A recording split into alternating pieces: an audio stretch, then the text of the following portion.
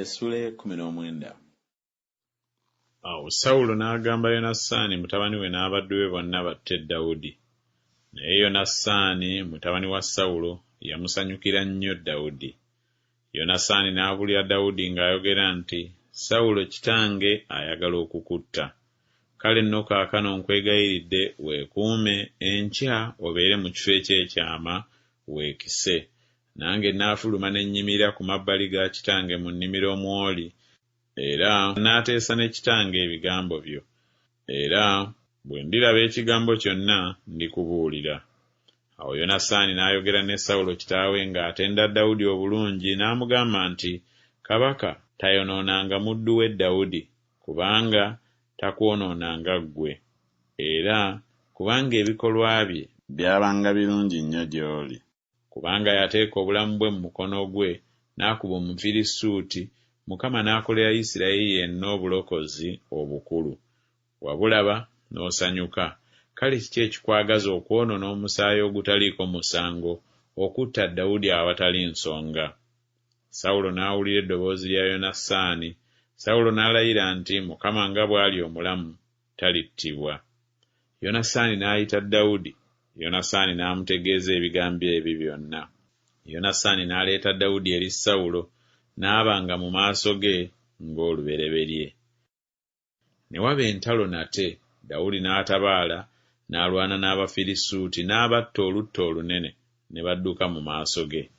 Awo omuzimu omubi ogwava eri Mukama gwali ku Sawulo, ng'atudde mu nnyumba ye, ng'akutte effumu lye mu ngalo ze, ne Dawudi ng'akuba ennanga n'engalo ze.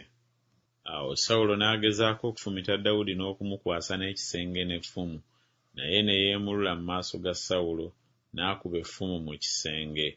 Dawudi n'adduka n'awona ekiro ekyo. Awo Sawulo n'atuma ababaka mu nnyumba ya Dawudi okumukuuma bamutte enkya.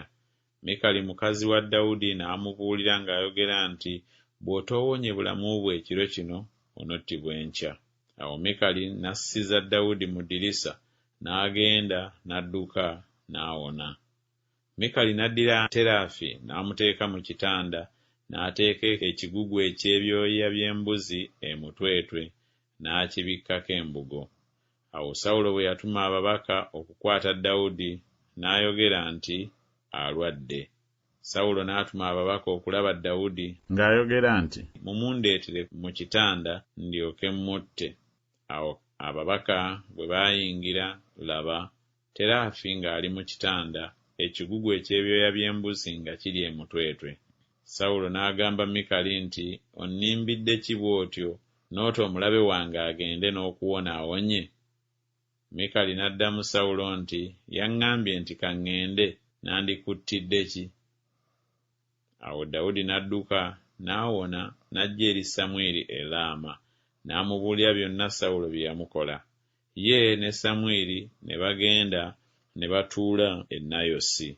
Ne babuulira Sawulo nti, laba, Dawudi ali e Nayosi mu Laama. Sawulo n'atuma ababaka okukwata Dawudi. Awo bwe baalaba ekibiina ky'abannabbi nga balagula, ne Samwiri ng'ayimiridde nga gwe mutwe gwabwe, awo omwoyo gwa Katonda ne gujja ku babaka ba Sawulo, ne balagula nabo. Awo bwe baamubuulira Sawulo, n'atuma ababaka abalala, era nabo ne balagula. Awo Sawulo n'atuma ababaka nate omulundi ogwokusatu, era nabo ne balagula. Awo naye n'agenda e Laama, n'ajja awali oluzzi olunene oluli e Sekku, n'abuuza n'ayogera nti, bali ludda wa Samwiri ne Dawudi? Ne waba eyayogera nti, laba, bali e Nayosi mu Laama. N'agendayo e Nayosi mu Laama.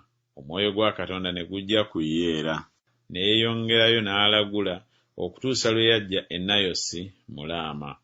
Era naye ne yeeyambulamu engoye ze, naye n'alagulira mu maaso ga Samwiri, n'agalamira nga taliiko kyayambadde, n'azibya obudde obwo n'akeesa obudde.